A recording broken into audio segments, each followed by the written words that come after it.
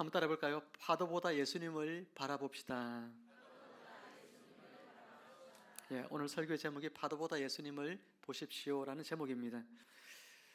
전 세계 수많은 이들의 눈물에 감동을 준 그런 분이 있습니다. 전신마비와 또 언어 장애를 가진 릭 호이트라고 하는 그 아들을 휠체어에 태우고 보트에 또 태우고 줄을 끌면서 그렇게 세계 철인 3종 경기를 6차례나 완주했던 딕 호이트라는 아버지가 있어요. 그래서 두 분이 팀 호이트라는 그런 팀명으로 그렇게 엄청난 일을 40년 동안 그렇게 하게 됩니다.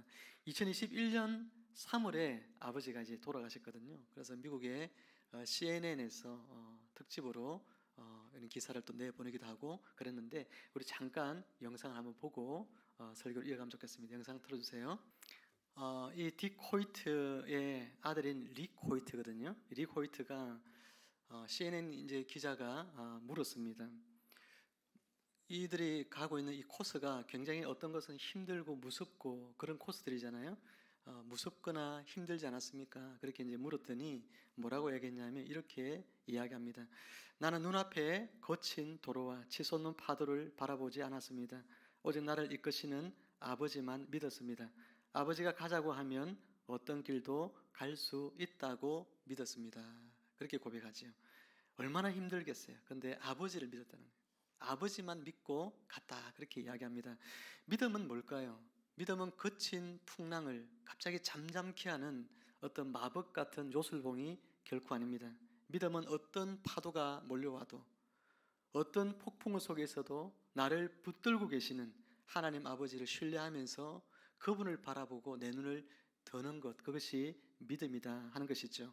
오늘 본문의 베드로는요, 예수님을 똑바로 바라볼 때는 인간의 한계를 깨뜨리고 물 위를 당당하게 걸어갔습니다. 그러나 자신을 삼킬 듯이 불어오는 거센 바람을 그리고 파도를 바라보는 순간 가라앉아 버리고 말았죠. 우리는 늘 풍랑을 없애달라고 기도를 하지만 오늘 주님께서는 더 근원적인 은혜를 우리에게 선물해 주십니다. 그것은 지금 당장 내 삶의 파도를 없애주시기 전에 풍랑 속에서도 흔들리지 않도록 우리의 시선을 주님께로 바꾸어 주신다는 사실이죠. 사랑하는 성도 여러분, 오늘 이 아침에 말씀을 통해서 눈앞의 파도보다도 훨씬 더 크고 위대하신 예수 그리스도 그분께 여러분의 시선을 고정하게 되는 그런 믿음의 눈이 열려지기를 주님의 이름으로 축복합니다. 오늘 본문 22절을 보면 아주 이상한 표현 하나가 나옵니다. 예수께서 즉시 제자들을 재촉하사라는 단어입니다. 여러분, 이 재촉하다라고 하는 이 단어는 우리 본문에서는 그 의미가 좀 그렇게 가도록 이렇게 권면했다 이렇게 해석될 수 있지만 그냥 권유하는 수준이 아니고 원문에 보면 강제성을 띈 거예요. 안 가면 안 되도록 억지로 떠다 밀어 보내는 그것이 바로 여기서는 재촉하다는 단어의 원어적인 의미입니다. 그러니까 지금 제자들이 밤바다에서 엄청나게 고생을 하고 있는데 그 죽을 것 같은 고생을 하게 된 이유가 다름 아니라 예수님께서 그들을 등 떠밀어서 지금 이렇게 바다로 나가도록 했기 때문에 생겨난 일들인 것이죠. 자신이 뭔가 잘못해서 죄를 지어서 잘못된 길을 가서 이런 고난을 겪게 됐다면 이해할 수 있지만 예수님께서 그렇게 재촉해서 예수님 말씀에 내가 순종하여 기꺼이 내가 바다로 항해를 나갔는데 이런 고난이 찾아온 것입니다. 우리는 흔히 예수님을 잘 믿고 하나님 뜻대로 살기만 하면 내 인생의 앞길에 아스팔트가 그죠? 대로가 쫙 펼쳐질 그런 상상을 하곤 합니다. 저도 예수님 처음 믿을 때 예수님 믿으면 내 인생의 앞일이 쫙 하나님이 다 대로처럼 열어줄 것처럼 생각이 들었어요. 모든 일이 사방으로 형통하게 펼쳐질 것이라고 생각한 적이 있었습니다. 그런데 어떻습니까? 예수 믿는다고 내 앞길이 형통하게 다 열려지는 것은 아니잖아요. 내가 열심히 하나님 앞에 예배생활 했고 기도 생활도 했고 신앙생활 했는데 내 앞에 문제가 생기면 어떤 마음이 듭니까? 내가 이렇게 예배를 열심히 하나님 앞에 드렸는데 하나님, 내 사업이 왜 이렇게 꼬입니까? 내가 하나님 앞에 기도를 얼마나 열심히 하는데 내 자녀들이 왜 이렇게 힘들게 합니까? 이러면서 우리가 하나님 앞에 원망할 때 얼마나 많습니까? 근데 성경을 가만히 보십시오. 하나님의 뜻에 열심히 순종했지만, 온전히 순종했지만 요셉 같은 사람은 어떻습니까? 하나님의 말씀에 순종한 결과로 그는 애굽의 종으로 팔려오고, 그리고 감옥의 죄수의 신분으로 떨어지는 그런 삶을 겪게 됩니다.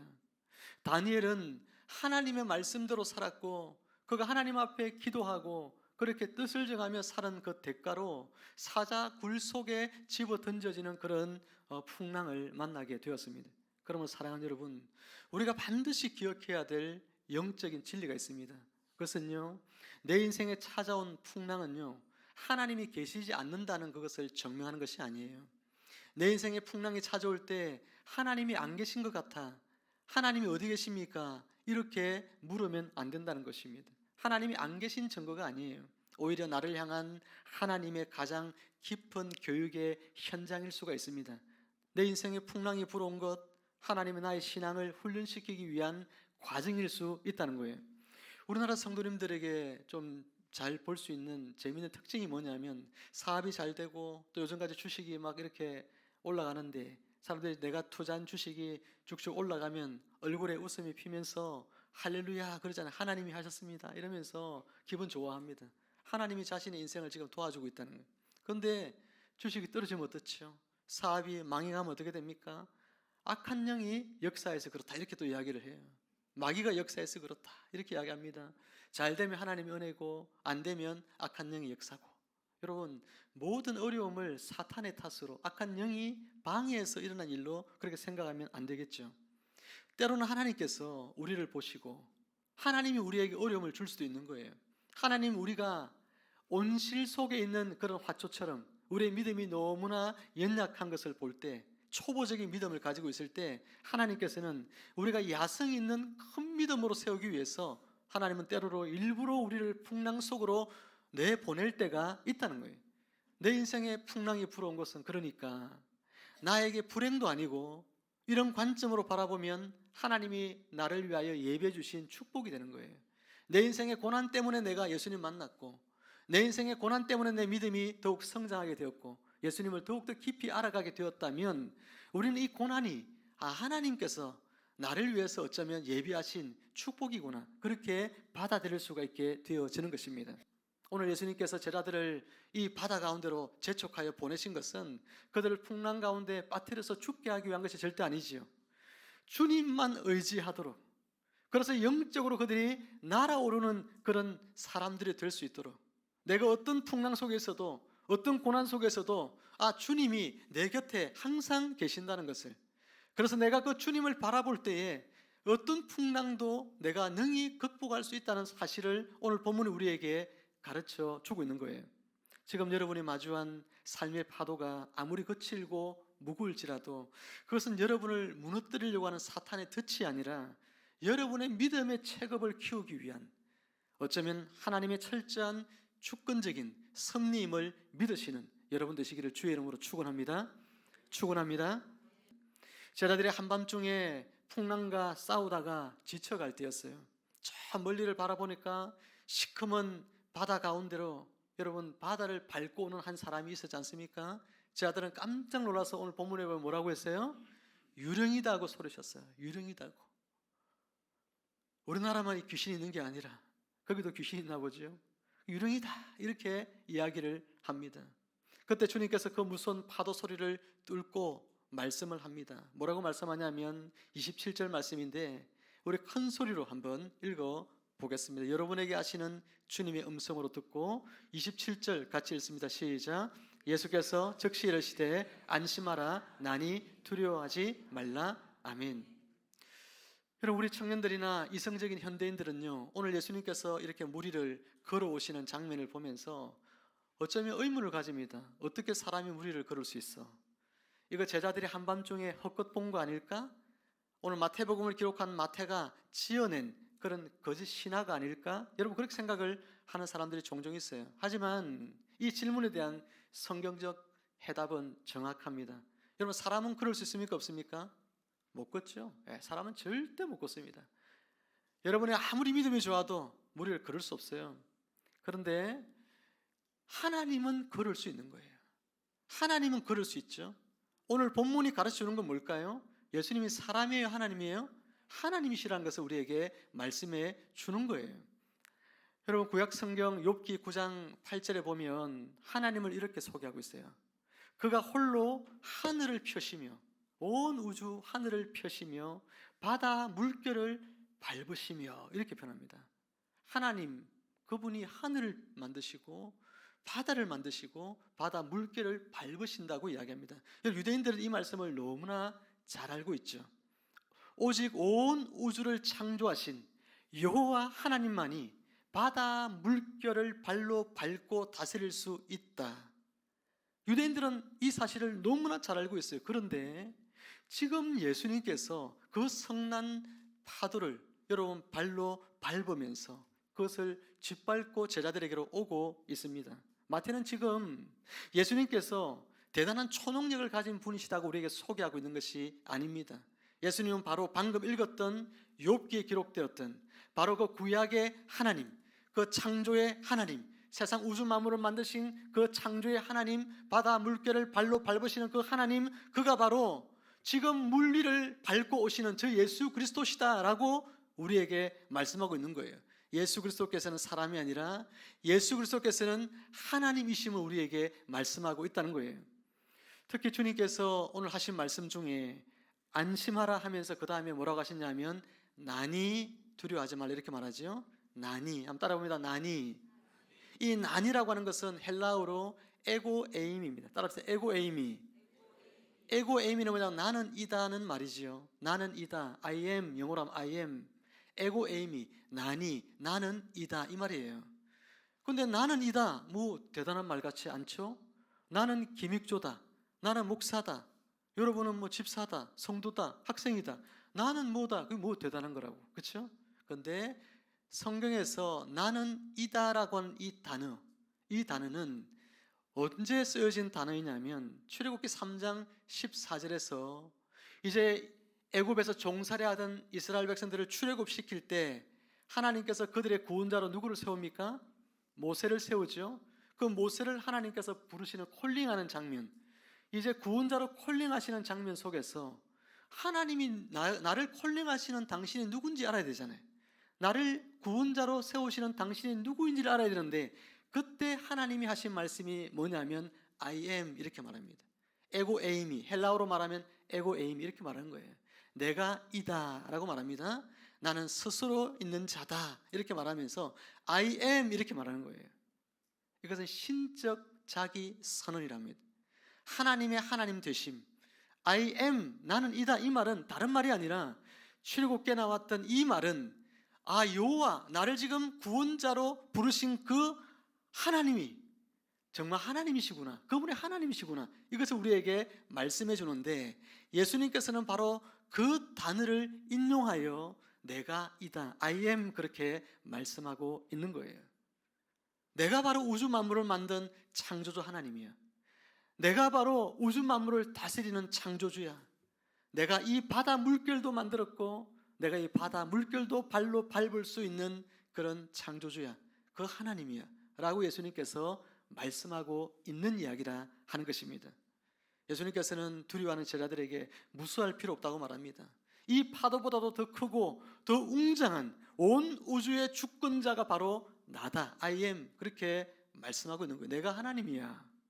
그러면 오늘 본문의 핵심은 제자들의 믿음이 얼마나 대단한가에 절대 있지 않습니다. 우리가 믿음이 대단해지면, 우리 믿음이 커지면 우리도 예수님처럼 저 무리를 걸을 수 있겠지, 예수님이 하신 것처럼 어떤 놀라운 치유를 할 수 있겠지, 예수님이 하신 것처럼 대단한 일을 할 수 있겠지, 그게 아니에요. 우리의 어떤 믿음, 그것이 얼마나 대단해져야 도대체 우리가 무리를 걷고, 우리의 믿음이 얼마나 대단해져야 도대체 우리가 고치지 못할 질병을 치유함을 받고, 우리의 믿음이 얼마나 대단해야 도대체 우리의 삶에 어떤 해결할 수 없는 문제를 우리가 해결할 수 있을까요? 절대로 해결할 수 없습니다. 그 모든 해답은 우리에게 있지 않아요. 여러분에게 있지 않습니다. 오늘 우리에게 주님이 말씀하시고 있는 것은 너희가 감당할 수 없는 인생의 풍랑을 만났을 때 그 풍랑을 너희 혼자 힘으로 해결하라고 주님이 말씀하고 있는 것이 결코 아니에요. 우리에게는 그런 능력이 없어요. 오늘 예수님께서 말씀하시는 핵심이 뭡니까? 네가 마주하고 있는 그 풍랑 속에서 오늘 네가 만나고 있는 그가 누구인가를 알아는 거예요. 너 인생의 풍랑이 불어올 때 너를 만나주신 그분, 너를 만나러 지금 찾아오신 그분이 천지의 창조자시고 그가 전능자시고 그가 만물을 다스리신다고 하는 것을 네가 알아라고 하는 겁니다. 너희 인생에 불어오는 그 풍랑, 능히 다스릴 수 있는 자는 예수 그리스도밖에 없다는 것을 오늘 말씀하고 있는 거예요. 그 예수 그리스도 앞에 여러분 인생의 거센 풍랑의 문제를 다 내어놓고 주님 앞에 내어놓고 주님이 어떻게 그 문제를 다스리시는지 주님 앞에 응답받는 여러분의 삶이 되기를 주님 여러분 축복합니다. 마태는 결국 제자들의 입술을 통해서 이 설교의 결론을 우리에게 말씀하고 있어요. 33절의 말씀을 읽어보겠습니다. 33절 시작. 배에 있는 사람들이 예수께 절하며 이르되 진실로 하나님의 아들이로소이다 하더라. 아멘. 여러분 이 기적, 무리를 걷는 예수님의 이 기적, 이 표적의 핵심은요, 수많은 사람들에게 이 기적을 통하여서 구경하라고 이거 만든 게 아니에요. 제자들에게 예수님이 행하신 이 놀라운 기적을 통해서 야 예수님 대단하네 그런 이야기 하라고 한 것이 아니라 이 기적을 행한 이 표적을 행하신 예수님이야말로 창조주 하나님이시구나, 그것을 알고 그분께 온전히 경배하도록 하기 위함인 거예요. 능력을 구하기 전에 그 능력을 행하시는 예수님이 내 하나님이심을 먼저 발견하는 복된 성도님들 되시기를 주님의 이름으로 축복합니다. 우리가 믿는 주님은 우리가 겪는 질병보다 훨씬 큰 분이시고 우리가 겪는 부도의 위기보다도 훨씬 큰 분이 우리의 주님이시고 온 세상의 자연과 우주를 한 손에 움켜쥐고 계신 전능자이심을 믿으시기를 주님의 이름으로 축복합니다. 그 다스리시는 하나님을 보자 베드로 안에 거룩한 영적인 욕심이 생겼어요. 주여 만일 주님이시거든 나를 명하사 무리로 오라 하소서라고 이야기합니다. 예수님의 단 한마디 오라 그렇게 말씀하셨잖아요. 그러자 놀라운 일이 일어납니다. 베드로가 배에서 내려서 무리를 걸어서 예수님께로 건너가기 시작합니다. 중력의 법칙이 깨어진 거예요. 우리가 물 위에 서면 물속에 깔아있는 것이 중력의 법칙이잖아요. 자연 법칙이지 않습니까? 중력의 법칙이 깨어지고 인간의 이성적 생각은 뭡니까? 물 위를 걸어갈 수 없는 것이 인간의 이성적 판단인데 그런 인간의 이성적인 판단이 다 깨어진 거예요.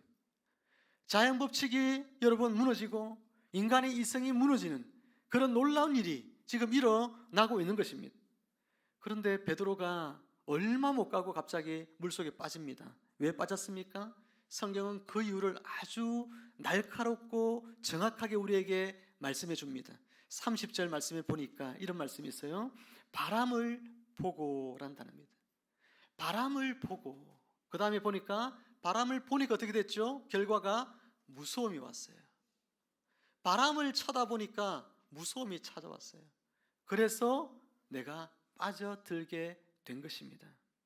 베드로를 물속으로 빠뜨린 근데 진짜 원인은 바람이 아니에요. 파도도 아니에요. 뭐 때문에 베드로가 물에 빠지게 됐을까요? 바람을 뭐랬죠? 보고 했잖아요. 보고. 그의 시선 때문입니다. 예수님께서 오라 할 때는 누구 보고 갔죠? 예수님 보고 갑니다. 예수님 말씀 듣고 예수님 바라보며 갔어요. 그때는 풍랑도 두렵지 않았어요. 그런데 불어오는 바람을 봅니다. 풍랑을 물결을 봅니다. 보니까 갑자기 두려움이 생겼어요. 우리 인생도 그렇습니다. 우리가 예수님 바라보고 예수님께 시선을 고정하고 나가면 지금 나를 위협하는 이 거센 풍랑도 결코 두렵지 않습니다. 여러분 인생에 만나는 어떤 풍랑이 앞으로 여러분의 삶 가운데 다가오더라도 예수님께 나의 시선을 고정하기만 한다면 주님의 말씀에 귀를 열고 듣고 그분께 나의 시선을 오늘 맞춘다면 그 풍랑도 아무것도 아님을 경험하는 그런 은혜가 여러분에게 분명히 있게 될 줄로 믿습니다. 예수님만 바라봐야 돼요. 예수님께로부터 시선을 돌려서 바람을 바라보는 순간 오늘 베드로는 물속에 빠져버렸듯이 우리 또한 마찬가지입니다. 우리 삶의 환경을 바라보는 순간 바람을 바라보는 순간 우리 또한 두려움이 우리 마음에 몰려오거나 염려가 몰려오거나 인생의 걱정이 우리의 삶을 지배하게 되어지는 것입니다. 우리 신앙이 그렇지 않습니까? 예수님 처음 만났을 때 어떻습니까? 십자가의 은혜, 나를 구원해 주신 그 은혜가 너무나 감사한 마음이 있습니다. 눈물로 교회에 와서 여러분 예배를 드릴 때 눈물을 훔칩니다. 주님의 그 십자가의 사랑이 내 가슴을 요동치게 합니다. 그 은혜가 나를 장악하죠. 세상 부러울 것이 없고 마음의 평강이 몰려옵니다. 그런데 교회를 다니면서 어느 순간 내 눈이 예수님을 바라보는 것이 아니라 사람을 보기 시작할 때 신앙생활에 갈등이 오고 신앙생활에 어려움이 찾아오기 시작합니다. 사람을 보니까 상처가 생기고 실망이 찾아옵니다. 예수님 때문에 기쁘게 교회 생활하면서 봉사를 했는데 누가 나에게 인정해 주지 않으니까 그런 현실을 볼 때에 내가 괜히 이 일을 하고 있나 그러면서 하고 있던 봉사일을 하기 싫어집니다. 에이 안 해. 이러면서 내 마음속에 불평의 마음들이 솟아나기 시작하는 것이죠. 누가 열심히 하든 안 하든 그게 중요하지 않아요. 내가 주님 앞에 주님의 사랑과 은혜가 감사해서 나에게 직분 주신 거 내가 감사해서 그 직분적 섬김을 열심히 잘 감당하면 됩니다. 누가 알아주든 알아주지 않든 그게 뭐가 중요해요. 예수님 알아주시면 되는데 나는 열심히 하는데 저 사람은 또 열심히 안 해. 그럼 어때요? 불평이 생겨. 나만 혼자 하고 있는 것 같아. 왜 저 사람은 일 안 하고 나만 열심히 일을 하고 있지? 그러면서 또 불평이 생깁니다. 불평할 게 없어요. 내가 예수님 좋아서 일하고 있고 내가 섬기는 이 일을 통해 예수님이 기뻐하시면 얼마나 내 마음의 기쁨이 더 커져야 정상인데 사람 바라보기 시작하면 내 안에 이런 기쁨이 다 사라지는 거예요. 주님 바라보고 신앙생활을 해야 되는데 사람 바라보기 시작하면 신앙생활에 기쁨이 없습니다. 여러분 가정도 마찬가지 아니겠어요? 결혼 전에는 서로 눈이 맞아가지고 그죠? 결혼을 합니다. 그런데 살다 보면 어때요? 그 사람이 보기 시작해요. 결혼할 때는 나에게 저 사람을 만나게 해주신 하나님, 나에게 인연이 되게 하신 그 하나님 감사하죠. 그리고 결혼 예배를 드리고 감사하면서 예배를 드리는데 살다 보면 어때요? 나를 저 사람 만나게 해주신 하나님 감사한 그 시선이 어디로 갑니까? 그 사람을 보게 되는 거예요. 그 사람의 약점이 보이고 단점이 보이고 그렇게 됩니다. 그래서 막 싸우다 보면 어떻게 됩니까? 내 인생이 당신 만나서 인생이 꼬였다. 이렇게 이야기하면서 그런 분도 있죠? 없어요? 가끔 그런 생각하는 분이 계신 것 같더라고요. 예. 여러분 우리 인생이요 사람에게 시선을 두기 시작하면 내 안에 있는 감사의 마음들 다 사라집니다. 직장은 어떻습니까? 어렵게 힘들게 원하는 직장에 공부해서 들어갑니다. 직장만 들어가면 어때요? 그것만 들어가면 내가 무슨 일을 해도 내가 항상 기쁘게 감사하게 어떤 직장에서 굳은 일도 다 하면서 내가 하리라 그렇게 마음먹지 않겠습니까? 요즘 같으면 여러분 하이닉스 반도체에 넣어준다 하면 우리 청년들 어때요? 그 직장에서 무슨 일 시켜도 내가 그 직장에서 감사하며 다니겠어요? 안 다니겠어요? 다니죠. 그런데 제 주변에 어떤 분 자녀가 있는데요. 이 자녀가 고등학교 나왔거든요. 고등학교 나왔는데 이게 폴리텍 대학 있잖아요. 네. 거기 이제 야간으로 그 가서 이제 한 가지 이렇게 과 선택해서 공부를 했어요. 공부를 했는데 삼성전자 기억연구소 그쪽에 취업이 된 거예요. 취업이 돼가지고 거기에서도 인정을 받고 너무 잘해가지고 야 너무 잘 됐다. 내가 그래가지고 축하를 해줬는데 한 2년 다니더니 그만뒀어요. 그 좋은 직장을 왜 그만뒀니? 근데 그만뒀대. 그만두고 또 어디 갔냐면 KT 한전 있죠? 여기 또 취업을 했더라고. 그래서 또 얼마 있으니 또 그만뒀더라고.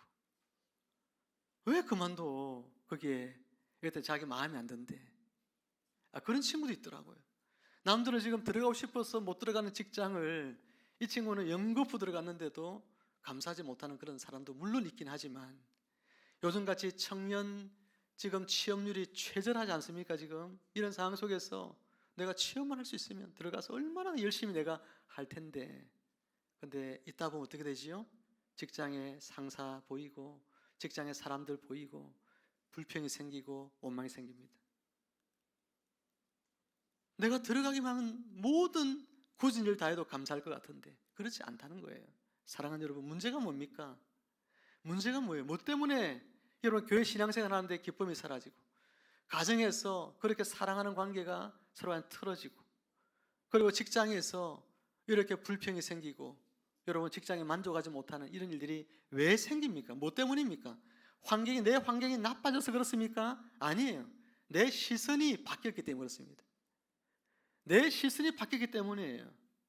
하나님께 내 시선을 둬야 되는데, 그 하나님께서 나를 구원하셔서 그리스도의 몸을 이루고 이 교회 공동체에 하나님께서 나를 이곳에 심으셨다는 그 시선을 잃어버릴 때 우리는 불평과 원망이 생기게 되고요, 하나님께서 나에게 저 사랑하는 자를 배우자로 주셨다는 그 하나님의 시선을 잃어버릴 때 우리는 원망이 생기게 되어지고요, 하나님이 나를 이 직장 가운데 보내셨다는 시선을 내가 잃어버릴 때 직장에서 불평이 생기게 되는 거예요. 사랑하는 성도 여러분, 사탄이요, 오늘 여러분의 신앙에서 기쁨과 감사를 빼앗아가고 원망과 불평을 심어주는 딱 한 가지의 패턴이 있다면, 그 패턴은 다른 것이 아니라 여러분의 시선을 예수님에게서 떼어내는 거예요. 그리고 자꾸만 여러분의 환경을 바라보게 하고 사람을 바라보게 한다는 것, 이것을 꼭 기억하시면 좋겠습니다. 여러분, 예수 그리스도께 여러분의 시선을 항상 고정하고 살아가는 그런 복된 성도들 되셔서 어떤 환난, 어떤 고난, 어떤 원치 않는 그런 사람, 관계, 환경 속에서도 내 마음이 요동하지 아니하고 예수님 때문에 내가 풍랑 속에서도 평안한 가운데 그 풍랑을 밟고 걸어갈 수 있는 그런 은혜 있는 사람, 믿음 있는 사람, 한결같은 사람, 언제나 마음이 풍랑 속에서 평안할 수 있는 사람, 그런 성도님들이 다 되시기를 주님의 이름으로 축복합니다. 오늘 본문에서 가장 가슴 뭉클하고 은혜로운 장면을 한 구절 뽑으라고 하면, 저는 개인적으로 베드로가 시선을 잃어버리고 물속으로 곤두박질 치며 가라앉았을 때, 그때 주님께서 하신 행동, 바로 31절 말씀입니다. 31절에 보니까 예수께서 즉시 손을 내밀어 그를 붙잡으셨다, 이렇게 말씀하고 있잖아요, 그렇죠? 즉시 손을 내밀어 그를 붙잡으시며, 여러분, 베드로가 물에 빠져가면서 주여 나를 구원하소서 그렇게 큰 소리로 예수님께 요청을 했습니다. 그때 예수님이 즉시 손을 내밀어 그를 붙잡으시며, 사랑하는 성도 여러분, 예수님께서 베드로에게 야단치지 않았어요.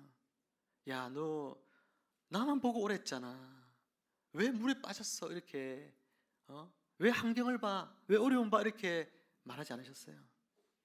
참 예수님은 인자가 참 많으신 하나님이시잖아요. 우리가 때로는 믿음의 삶을 살고 싶고, 내가 풍랑이는 바다도 내가 밟으면서 지나가고 싶고, 그렇지만 내 삶에 다 항상 그런 삶을 살아가는 거 아니잖아요. 늘 믿음대로 사는 거 아니잖아요. 믿음이 떨어질 때도 있습니다. 그래서 환경 바라보고 내 마음이 어려움을 겪게 될 때가 있어요. 사람 때문에 시험 들 때가 있습니다. 그런데 오늘 깨달아야 되는 사실은, 그런 우리를 주님께서 내버려 두지 않는다는 거예요. 그런 우리를 주님께서 찾아오신다는 거예요. 그런 우리를 주님께서 손 내밀어 붙잡아 주신다는 거예요. 그리고 다시 일어나 예수님만 바라보도록, 예수님 그분께 나의 시선을 고정해야 되겠구나 라며 다시금 우리 신앙이 회복되어지도록 은혜 주시는 분이 바로 우리가 믿고 있는 주님이심을 우리가 기억할 때에 여기에 우리의 소망이 있는 것 같습니다. 사랑하는 여러분, 낙심하지 마시길 바라요. 혹시 지금 여러분이 낙심하고 있는 사람이라면 낙심하지 마시길 바라요. 우리의 구원과 회복은요, 내 믿음의 완전함에 달려있지 않습니다. 나를 붙들고 계신 예수 그리스도 그분의 완전하신 손에 달려있기 때문입니다. 내 믿음이 좋아서 버티는 것이 아닙니다. 나는 날마다 쓰러지고 시선을 놓칠 때가 일수이지만 나를 향한 시선을 단 한 번도 거두지 아니하시는 그 주님이 오늘도 나와 함께 하시면서 그의 신실하신 손으로 나를 붙들어 주실 줄 알기에 우리는 오늘도 이 자리에 나와 예배하며 그 주님을 다시금 바라볼 용기를 얻게 되는 줄로 믿습니다. 이 예수 그리스도를 바라보시기를 바라요. 넘어짐의 자리는 여러분 인생에 끝나는 자리가 결코 아닙니다. 나를 무조건적으로 건지시는 하나님의 압도적인 은혜를 뼈저리게 경험하게 되는 복된 자리가 됨을 여러분 모두가 믿으시기를 또한 주의 이름으로 축복합니다. 말씀을 맺습니다. 한번 따라해 볼까요? 파도보다 예수님이 크십니다. 파도보다 예수님이 크십니다.